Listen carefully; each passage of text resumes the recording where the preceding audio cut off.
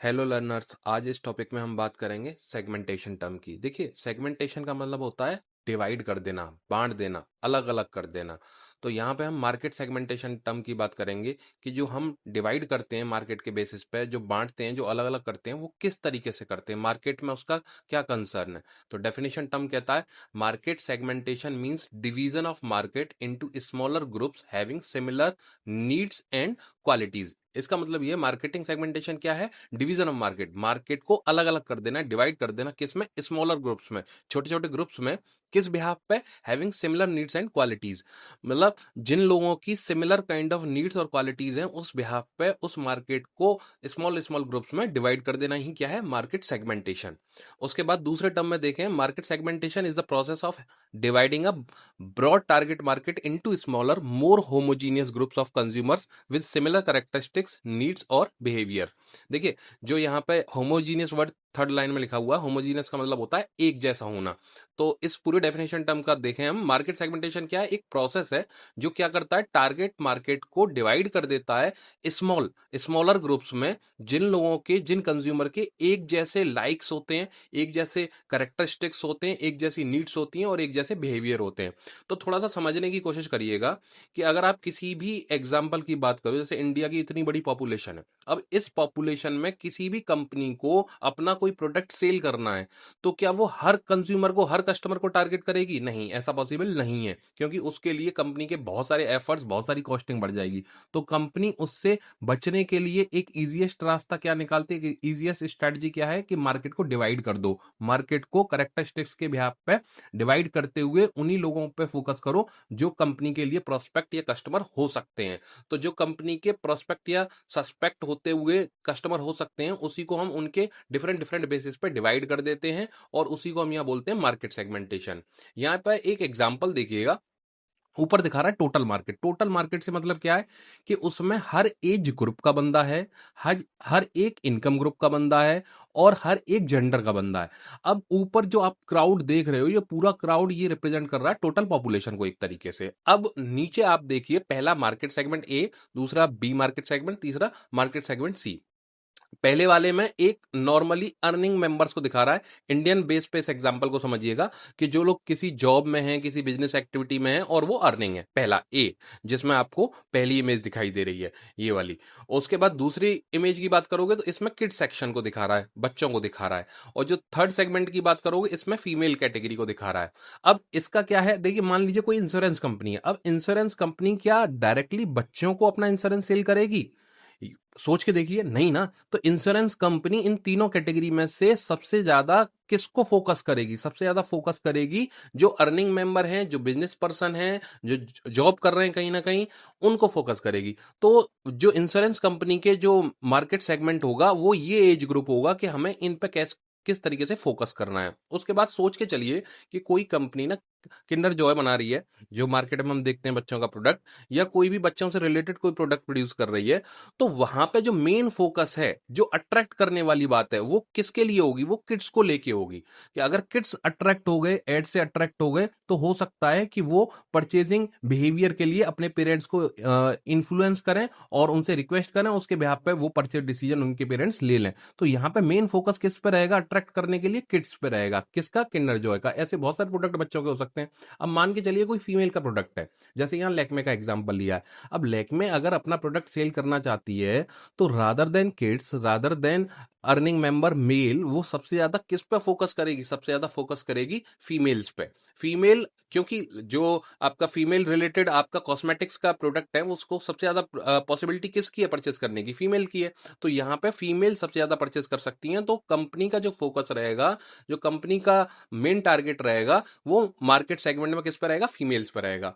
तो ये जो ऊपर हम टोटल मार्केट देख रहे थे, टोटल मार्केट को लाइक्स डिसलाइक्स के बेसिस पे, एज बेसिस पे, इनकम बेसिस पे, जेंडर बेसिस पे, उनके अलग अलग फैक्टर्स के बेसिस पे मार्केट को डिवाइड कर दिया। जो हम ये डिवाइडेशन करते हैं ना कंप्लीट टोटल मार्केट का, यही हमारा जो है मार्केट सेगमेंट होता है। अब इसको हम थोड़ा सा एक अलग डेफिनेशन टर्म में फिलिप कॉटलर के बिहाफ पे देखें। मार्केट सेगमेंटेशन क्या है? मार्केट सेगमेंटेशन इज सब dividing a market into distinct and homogeneous subgroups of customers where any group can conceivably be selected as a target market to be met with distinct marketing mix. इसका मतलब ये है कि marketing mix क्या है, एक सब डिवाइडिंग है, सब डिवाइड कर देना मार्केट को इनटू डिस्टिंक्ट एंड होमोजीनियस सब ग्रुप, अलग अलग और एक जैसे सब ग्रुप्स पे, कस्टमर्स के एक जैसे और अलग अलग टाइप के ग्रुप्स पे डिवाइड कर देना। और उन ग्रुप्स का बिहाफ क्या हो सकता है, target market to be met with distinct marketing mix. क्योंकि हमें पता है, एज अ मार्केटर हमें पता है कि कौन कौन से कस्टमर्स के किस किस टाइप्स की रिक्वायरमेंट हो सकती है, उनके लाइक डिसलाइक्स क्या हो सकते हैं, उनका बिहेवियर पैटर्न क्या हो सकता है। तो उनके उस बेसिस पे हम मार्केट को क्या कर दे रहे हैं, डिवाइड कर दे रहे हैं। तो उसी को हम क्या कहते हैं, यहां मार्केट सेगमेंटेशन कहते हैं। इसके बाद हम बात करते हैं बेसिस ऑफ सेगमेंटेशन और टाइप्स ऑफ सेगमेंटेशन या फैक्टर्स ऑफ सेगमेंटेशन। तो ये कुछ कॉमन टर्म्स हैं जिनके बेसिस पे हम बेसिस की बात करते हैं, जैसे जियोग्राफिकल, डेमोग्राफिकल और बिहेवियरल और साइकोग्राफिकल। तो इन चार फैक्टर्स को हम देखेंगे कि ये किस तरीके से मार्केट का बेस बनते हैं। इनको हम टाइप्स भी बोल सकते हैं या इनको फैक्टर्स भी बोल सकते हैं। तो इनको पहले थोड़ा सा ओवरऑल स्टडी करते हैं। देखिए जियोग्राफिकल सेगमेंटेशन, जियोग्राफिकल से मतलब होता है लोकेशन, रीजन, एरिया। अब मान लीजिए तमिलनाडु में अगर किसी कंपनी को फोकस करना है तो तमिलनाडु की जो लैंग्वेज है वो अलग है, और वहीं पे यूपी के किसी एक स्पेसिफिक एरिया में कोई प्रमोशन करना है तो तमिलनाडु वाली लैंग्वेज यूपी के किसी एक स्पेसिफिक लोकेशन पे नहीं चल सकती है, और यूपी की जो स्पेसिफिक लोकेशन वाली जो एड है, जो लैंग्वेज है, वो तमिल में नहीं चल सकता है। तो यहाँ पे जो कंपनी फोकस कर रही है, कंपनी जियोग्राफिकली लोकेशन के हिसाब से फोकस कर रही है। दूसरा हम डेमोग्राफिक देख रहे हैं, डेमोग्राफिक में एज, जेंडर, इनकम सारे आ जाते हैं। अब मान लीजिए जो एड बच्चों को अट्रैक्ट करने के लिए बनाया जा रहा है, वो जो एड है वो ओल्ड एज ग्रुप के लिए फोकस्ड नहीं हो सकता। ओल्ड एज ग्रुप का अगर कोई प्रोडक्ट है तो उसका प्रमोशन स्ट्रेटजी अलग होगी कंपनी की, और एक किड्स कैटेगरी की जो मार्केटिंग स्ट्रेटजी है वो अलग होगी। तो यहाँ पे ये डेमोग्राफिक सेगमेंटेशन है। ऐसे ही तीसरा देखते हैं हम साइकोग्राफिक। अब साइकोग्राफिक में हम देख रहे हैं बिहेवियर, वो एटीट्यूड है, लाइफ स्टाइल है, इंटरेस्ट है। तो मान लीजिए किसी भी कंज्यूमर का जो लाइक्स डिसलाइक्स हैं वो बिल्कुल अलग बेसिस पे हो सकते हैं।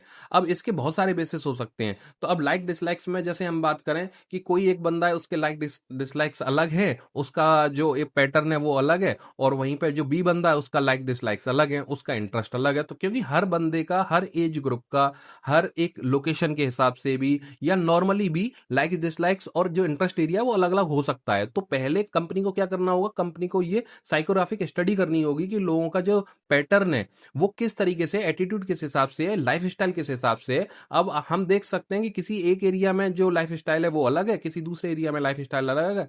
तो वहां पे हम जो एज अ कंपनी जो फोकस कर रहे हैं वो लाइफ स्टाइल और एटीट्यूड और इंटरेस्ट के बिहाफ पे फोकस कर रहे हैं कि हमारे लिए यही फोकस्ड कस्टमर है, इनसे हम अपना बिजनेस जनरेट कर सकते हैं। उसके बाद है बिहेवियरल सेगमेंटेशन। बिहेवियरल सेगमेंटेशन में क्या देखते हैं कि हम कंज्यूमर का बिहेवियर पैटर्न देख रहे हैं, उनके लाइक्स डिसलाइक्स देख रहे हैं। लाइक डिसलाइक का मेन पैटर्न ना होके इसमें हम देखते हैं एक्शंस रिएक्शंस देखते हैं, बिहेवियरल। क्योंकि बिहेवियर को स्टडी किया जाता है, इसमें परचेजिंग प्रोसेस को स्टडी किया जाता है कि बिहेवियर के बेसिस पे हम ये देखेंगे कि कौन सा कस्टमर किन चीजों पे ज्यादा फोकस रहता है। अकॉर्डिंगली कंपनी में हम उसी हिसाब से उन चीजों को डिवाइड करेंगे और कस्टमर्स पे फोकस करेंगे। उसके बाद हम देखते हैं, इनको थोड़ा सा डिटेल में देखते हैं, जियोग्राफिक सेगमेंटेशन। जो से हमने अभी एग्जाम्पल लिया था कि चाहे लोकेशन हो गया, क्लाइमेट हो गया, पॉपुलेशन हो गया, कल्चर और लैंग्वेज हो गए, अगर इन बेसिस पे आप किसी भी कस्टमर्स को डिवाइड कर रहे हो तो वो जियोग्राफिकल सेगमेंटेशन में आ जाएगा। जो जैसा मैंने अभी एग्जांपल दिया था उसी तरीके से आप ले सकते हो कि मान लीजिए कश्मीर में जो रिक्वायरमेंट है वो कन्याकुमारी में नहीं हो सकती है, या जो कन्याकुमारी में रिक्वायरमेंट है वो जम्मू कश्मीर में नहीं हो सकती है। तो वो लोकेशन बेसिस पे आप मार्केट को क्या कर दे रहे हो, डिवाइड कर दे रहे हो। उसके बाद age, gender, family size, occupation, educational level, religion. अब इसमें एक एजुकेशन लेवल लेके चलते हैं। हो सकता है जो इलिटरेट पर्सन है उसके लिए किसी एक सॉफ्टवेयर की जो रिक्वायरमेंट है वो नहीं हो, या अलग तरीके से हो, या बहुत रेयर हो। और वहीं पर कोई लिटरेट पर्सन है तो उसके लिए किसी एक सॉफ्टवेयर की रिक्वायरमेंट बहुत अलग तरीके से हो सकती है।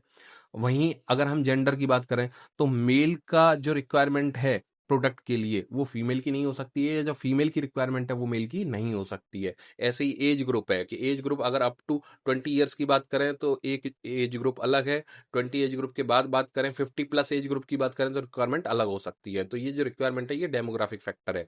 उसके बाद साइकोग्राफिक सेगमेंटेशन की बात करते हैं तो साइकोग्राफिक में लाइफ स्टाइल, पर्सनैलिटी, वैल्यूज और बिलीफ्स आ जाते हैं कि हर एक इंडिविजुअल की अपनी अलग पर्सनैलिटी होती है, उसकी अपनी एक लाइफ़स्टाइल होती है, अपने कुछ वैल्यूज़ और अपने कुछ बिलीव्स होते हैं। इसी के बिहाफ़ पे भी कई बार जो परचेज़िंग पैटर्न है, वो कंज़्यूमर का डिपेंड करता है।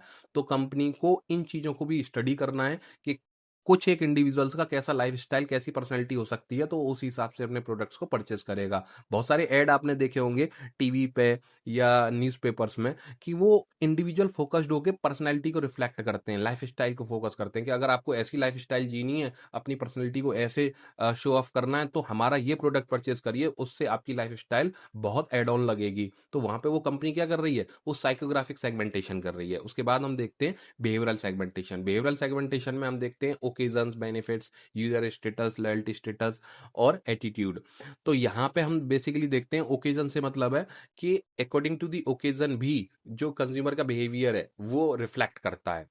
यूज़र स्टेटस की बात करें तो जो भी कंज्यूमर है, जो किसी भी हिसाब से अगर प्रोडक्ट्स को यूज़ कर रहा है, तो उसके हिसाब से, टाइम के हिसाब से भी उसका जो बिहेवियर पैटर्न है, वो रिफ्लेक्ट करता है। एटीट्यूड की बात करो, लॉयल्टी स्टेटस की बात करो, बेनिफिट्स की बात करो, तो अगर इन बेसिस पे कंज्यूमर का जो बिहेवियर है, वो किसी भी तरीके से रिफ्लेक्ट हो रहा है, कंपनी उसको जज कर रही है, तो वहाँ पे वो किस चीज़ को रिफ्लेक्ट करेगा? बिहेवियरल सेगमेंटेशन को। इसके बाद हम बात करते हैं कि जो सेगमेंटेशन है, इसके क्या एडवांटेजेस हैं, क्या बेनिफिट्स हैं मार्केट में? देखिए, अगर कोई भी कंपनी सेगमेंटेशन एक्टिविटी कर रही है, मीन्स मार्केट को डिवाइड कर रही है, तो एक पहला बेनिफिट हो सकता है कि वो क्रिएट स्ट्रॉन्गर मार्केटिंग मैसेज, कि अपना जो मार्केटिंग मैसेज है वो बहुत स्ट्रांगली क्रिएट कर रही है, जिससे जो उसके डिवाइडेड कस्टमर्स हैं उन तक वो मैसेज पहुंच पा रहा है। दूसरा, डिजाइन टारगेटेड एडवर्टाइजिंग। मान लीजिए कंपनी को पता है कि उसका जो प्रोडक्ट है वो ओल्ड एज ग्रुप के लिए, तो वहां पे उसको पता है कि मेरा जो सेगमेंटेशन है वो डिजाइन किस लिए किया गया है, टारगेटेड एडवर्टाइजमेंट के लिए, कि मैं अकॉर्डिंगली उन्हीं लोगों को टारगेट कर पाऊंगा। उसके बाद attract potential customers. Attract potential customer से मतलब है कि अगर कंपनी को ये पता है कि उसका प्रोडक्ट किन लोगों के लिए है और उन्हीं को वो अगर फोकस करती है, तो वो ज्यादा से ज्यादा पोटेंशियल कस्टमर्स को अट्रैक्ट कर सकती है। उसके बाद differentiate your brand from the competitor या कॉम्पिटिशन।